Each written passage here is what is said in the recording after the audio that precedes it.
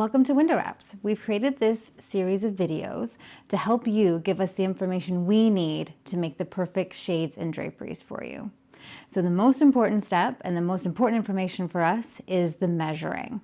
So especially when you're measuring for draperies. So we need two pieces of information when it comes to measuring. We need the width and we need the length. So for the width, you need to take a few things into consideration. Mainly, how much of the window do you want to cover? How much of the window and also how much of the wall? You can really think of this as going beyond the window. So in some cases, you just want decorative side panels. So they would just come down each side of the window. As a general rule of thumb, I usually have these made between 24 and 36 inches, just depending on the size of the window, because you want it to look like they close, even though they don't.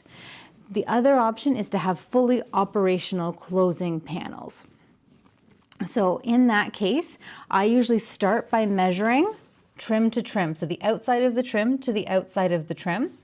And then I like to add between 12 and 24 inches, just depending on how much wall space I have on either side. Ideally, it's nice to be able to stack the panels off of the window. And of course, you can also make the windows look larger and more expansive if they're installed wider. The other thing to keep in mind is the hardware. Your hardware, you do want it to go all the way across the window. So even when doing side panels, you want it to go all the way across. So the next thing that we need is the length.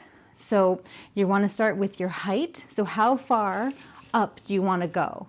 So one option, as shown here, is you can have it go right above the window. The other, another more popular option is to have it go a little bit higher. It just creates a little bit more height to the window itself. And the third option is to install right below the ceiling. Again, that creates sort of a more dramatic, grandiose kind of look. The next thing to keep in mind with your length is how far you want it to go towards the floor. So the most popular option is to have it break about a 1/4 inch off the floor.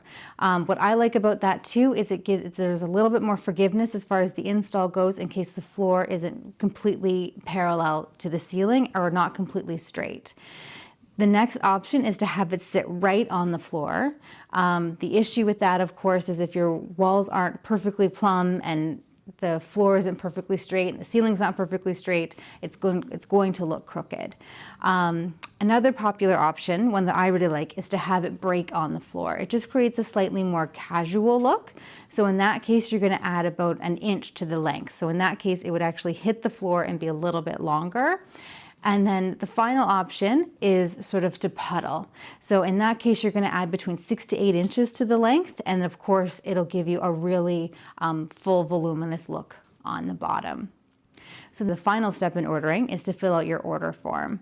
So we're going to want your finished sizes. So after you've discussed all of this with your customer, then the final number you come up with is what we're going to want on the sheet. So when you refer to your form, under the width column, we want your finished width, and under the length column, we want the finished length. And that's how you order the perfect draperies.